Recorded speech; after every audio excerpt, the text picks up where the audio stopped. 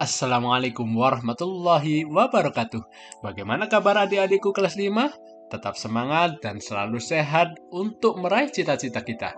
Hari ini berjumpa kembali pada pembelajaran yang kedua di tema yang ke-6 ini. Subtema ketiga masih dalam pengaruh kalor terhadap kehidupan.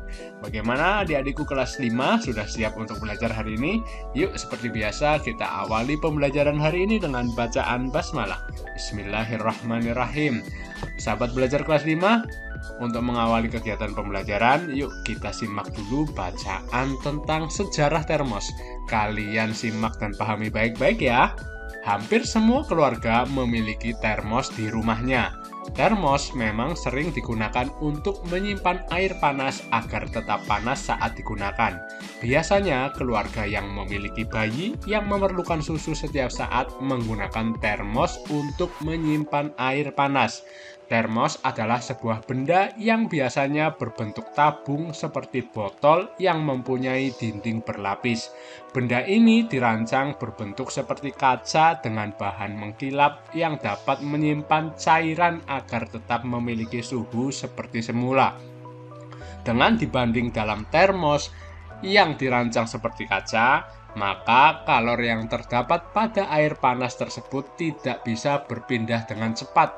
Panas yang dikeluarkan oleh air panas tadi dapat ditahan oleh dinding dalam termos yang terbuat dari bahan mengkilap ini, sehingga air panas di dalamnya akan hangat hingga beberapa saat tergantung dari ketebalan dindingnya.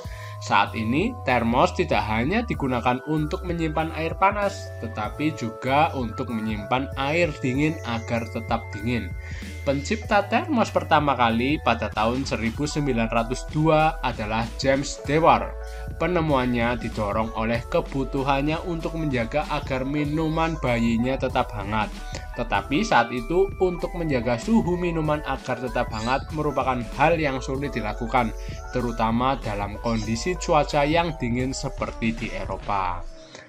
Kemudian, karena kebutuhan inilah, James Dewar menemukan cara membuat botol hampa udara.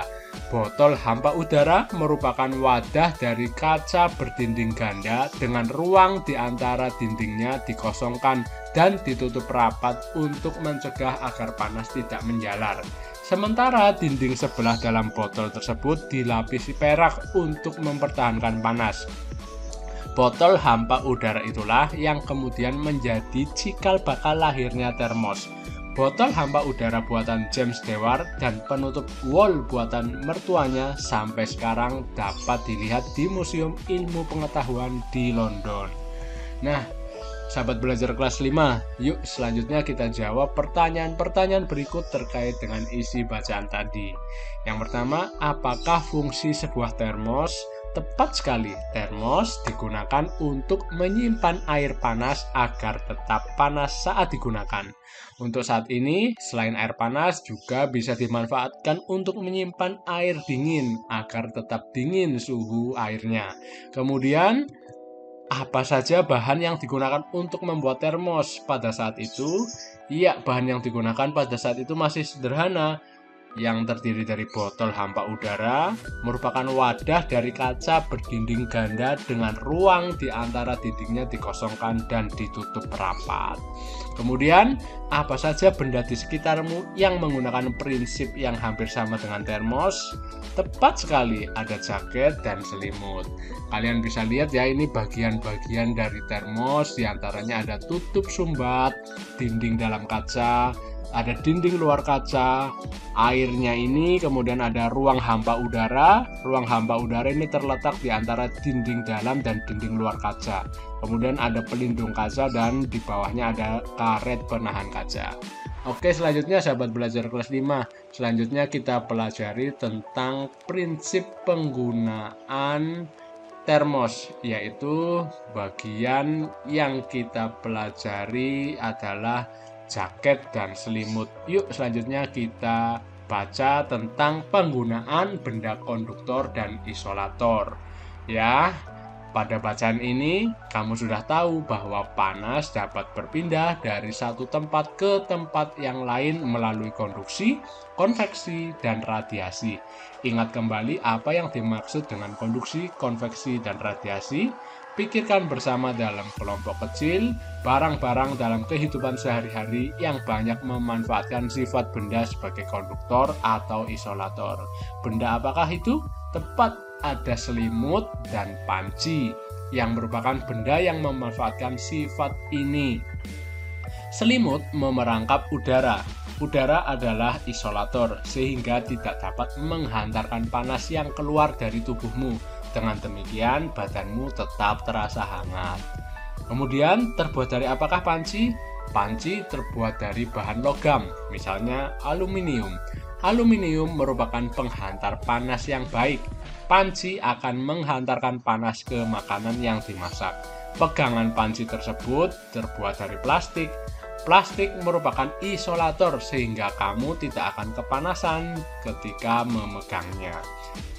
Mesin mobil dan motor terbuat dari bahan yang dapat menghantarkan panas. Mesin memerlukan panas untuk memperoleh kinerja mesin yang ideal. Karena itu, mesin dibuat dari bahan konduktor sebagai penghantar panas. Dari uraian tersebut, kamu sudah tahu bahwa bahan yang bersifat konduktor dan isolator, dan juga selain selimut, panci, tentunya kamu dengan mudah menjumpai penggunaan benda yang bersifat konduktor dan isolator dalam kehidupan sehari-hari. Selanjutnya, sahabat belajar kelas 5, yuk kita temukan kalimat-kalimat yang menjadi pokok pikiran pada setiap paragrafnya. Yang pertama adalah tentang tadi bacaan penggunaan benda konduktor dan isolator pada paragraf pertama, yaitu panas dapat berpindah dengan cara konduksi, konveksi, dan radiasi. Beberapa barang memanfaatkan sifat benda konduktor dan isolator. Selanjutnya, pokok pikiran pada paragraf yang kedua adalah selimut dan panci memanfaatkan sifat isolator dan konduktor. Selimut menangkap panas yang keluar dari tubuh sehingga badan terasa hangat. Berikutnya, adik-adikku kelas 5. Pokok pikiran pada paragraf ketiga yaitu panci terbuat dari logam. Panci menghantarkan panas ke makanan. Pegangan panci bersifat isolator agar kita tidak kepanasan saat memegang. Dan pokok pikiran pada paragraf yang terakhir yaitu mesin motor dan mobil terbuat dari bahan yang menghantarkan panas. Mesin motor memerlukan panas untuk memperoleh kinerja mesin yang ideal dan bagus.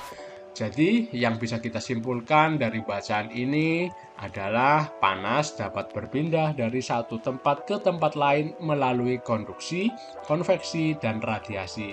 Ketiga cara perpindahan panas tersebut dapat dimanfaatkan dalam kehidupan sehari-hari. Siapkan adik-adikku kelas 5 untuk belajar lebih lanjut lagi. Tapi sampai di sini dulu pembelajaran yang kakak sampaikan hari ini. Semoga bisa bermanfaat dan kalian tetap semangat belajar dan selalu jaga kesehatan. Terima kasih, sampai jumpa pada pembelajaran-pembelajaran berikutnya.